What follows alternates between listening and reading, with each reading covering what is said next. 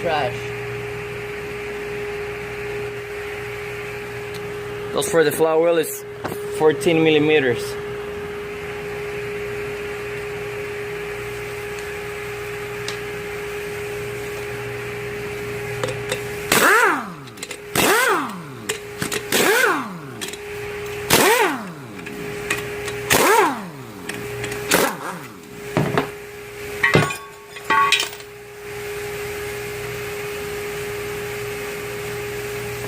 All this is gonna be trash because we're gonna do a E-shop swap, and then we're also gonna need a aftermarket flywheel, like a lightweight. So this guy is gonna go from automatic to stick shift. So this flywheel is trash. Counterweight is trash.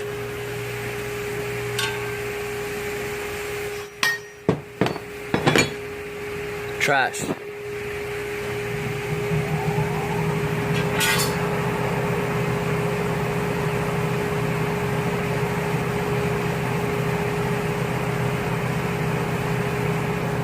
So to remove this one, 2 1/8. Are you gonna go millimeters? It should be 54 millimeters.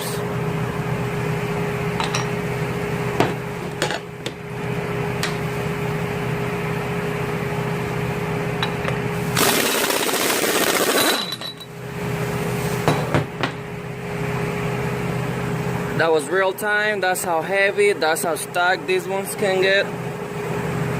If this one was stuck, the main bolt in the front is gonna be worse. So again, this counterweight is gonna be trash. Why? Because we're doing a stick shift swap, so we don't need those counterweights, and we're also gonna replace the original flex plate or flywheel for aftermarket one. So trash. This one we're gonna keep it because someone can need the eccentric shaft.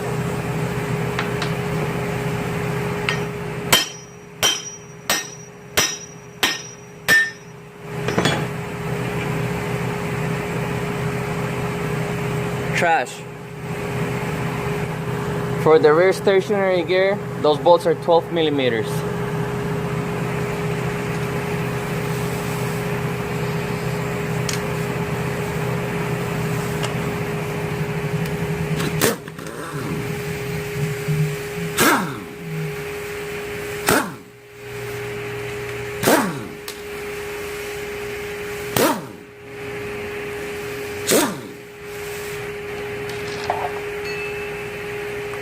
If anyone needs an engine harness from an automatic, let me know because they're going to the trash.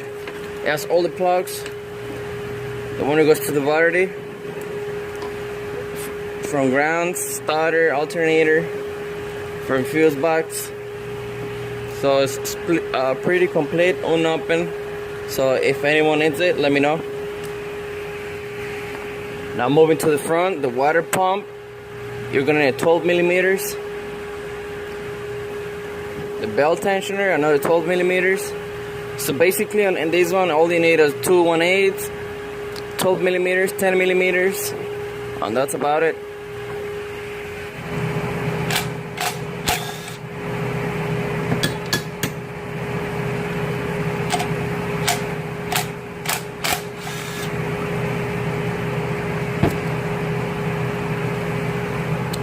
Hey, on this one, I remember Mr. Spears, you needed one for your RX8. I think I texted you back. I told you I had like 2 or 3, but here's another one. I don't know if you still need it. Let me know so I can keep it and send it over. If no, this one is going to the trash too. To remove the harmonic balancer or drive belt pulley or main pulley, however you want to call it, all you need is 10 millimeters.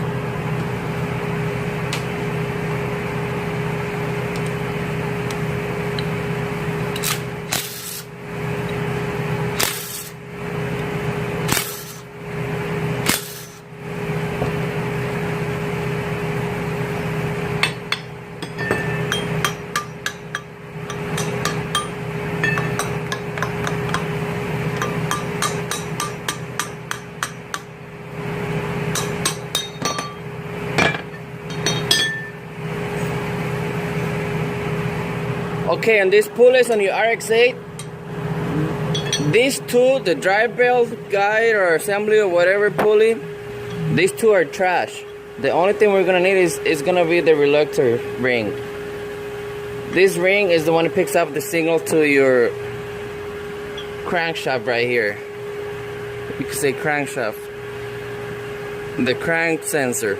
So this one picks up your signal. So we are gonna keep this one. The pulleys are trash. Why? Because we are going to do our stick shift swap. So we're gonna check the E-shaft. If the E-shaft is good, we're gonna leave it. What we're gonna do, we're gonna go with one piece aluminum pulley, and we're going to go with one aluminum flywheel. Of course for stick shift, because this was auto, so we're gonna make it a stick shift. So I'm gonna show you how to balance everything once it's done, and then I'm gonna tell you about this counterweight right here. So that's a pretty good project this guy has going on. So let's go ahead and continue. So these one are trash. If anyone out there needs anything, let me know, because most of the parts I'm getting taken off or showing to the camera are gonna go to the trash. There's no way we're going to remove the 19, but let's give him a try.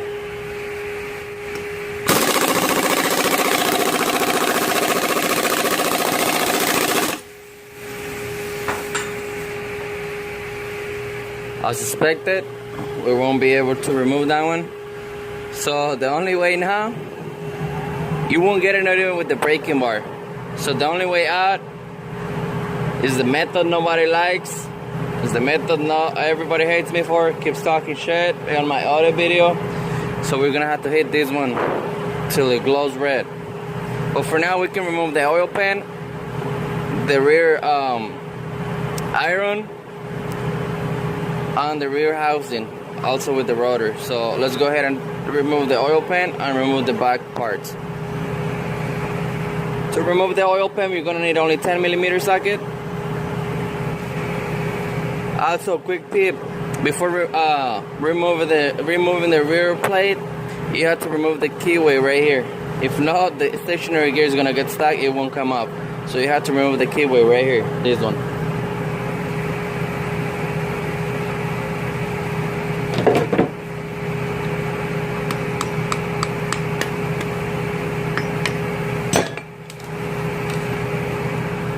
Here we have it. Now that when it's removed, we can remove the 17mm oil pan 17s and get it out. But for now, we can already remove the 17mm.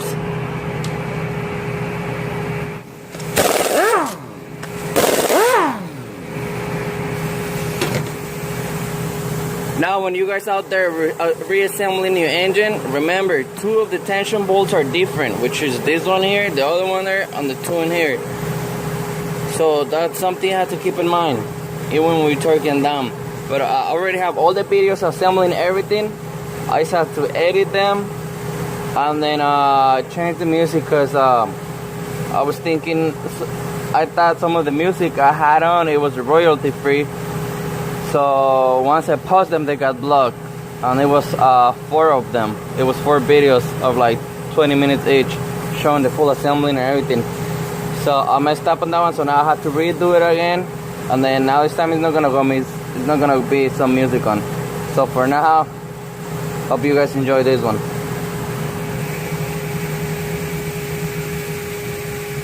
If you can leave only one bolt on, one tensioner bolt, so you can hold it in place, and then remove all the other ones.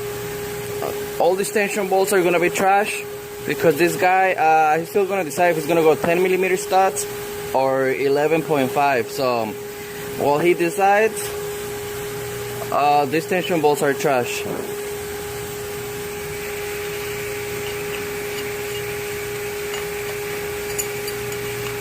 We can see some green coolant in there, so that's a good sign.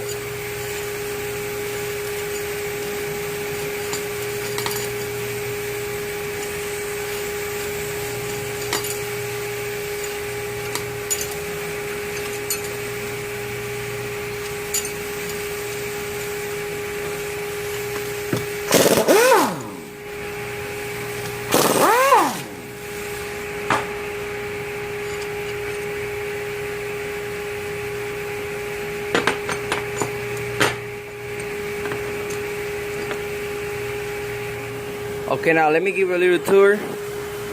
What's gonna happen with these tension bolts? See all those tension bolts in there? They're just gonna add. Those are trash.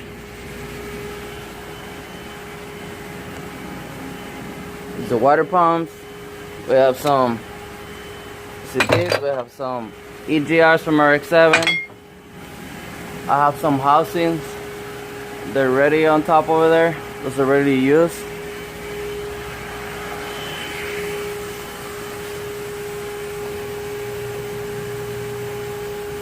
And then most of the other ones, they're there. 14, 12, 10 millimeter nuts. That's all my little bolts ends up.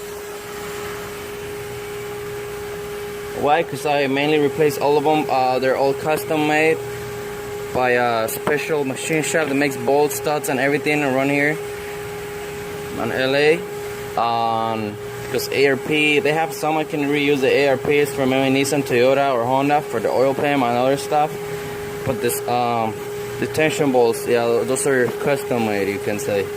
Because ARP, they don't have it yet. And then any other company, they're super expensive, $400, $300, $500.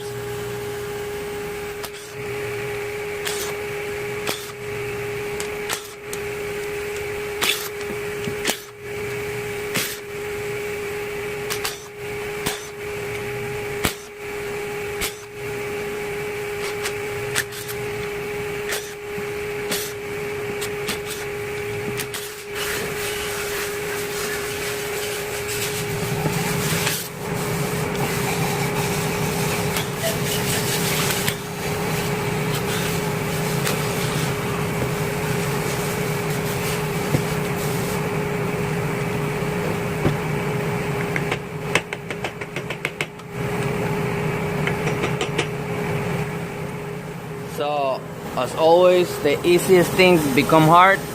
See how they dropped the engine, the oil pan is bent, the little ear is bent, it's covering these 10 millimeter bolts. So all I'm gonna do is use a flat screwdriver, hit it from bottom to top, so it can straighten out the little dent. There is always something simple that becomes hard.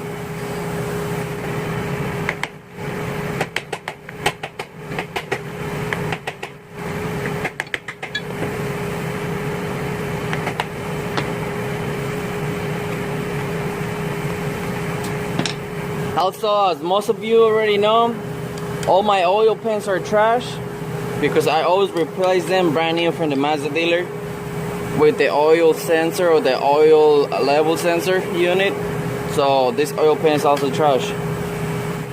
So to get any oil pan off, valve cover off that has the silicone, you're gonna need a flat screwdriver or a pallet, whatever you have, scraper. Put them on the harder edge. Take them down. Show him some love.